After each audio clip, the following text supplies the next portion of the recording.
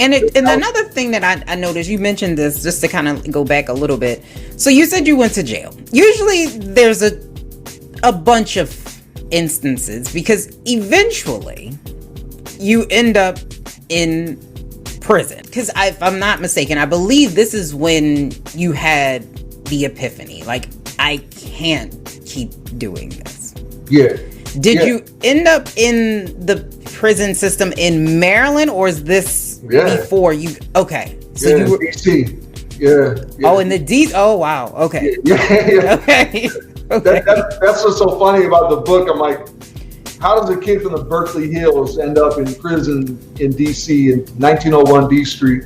You know, it's like the toughest of possible situations to be in, right? Mm-hmm. So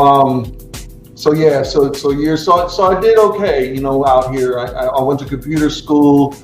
You know, most addicts are very high functioning when they're not using, right? Most of us are very intelligent, you know, above average, earning power, you know, all that. It's just we sabotage, right? We self-sabotage. So I would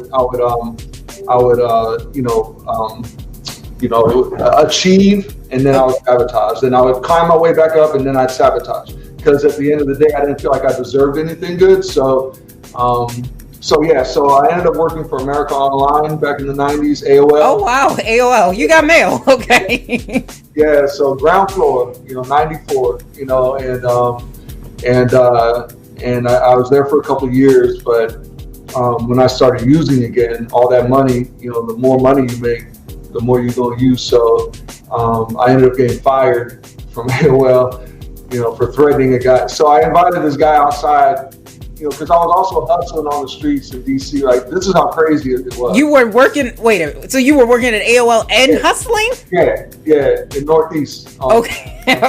Northeast, yep. That's how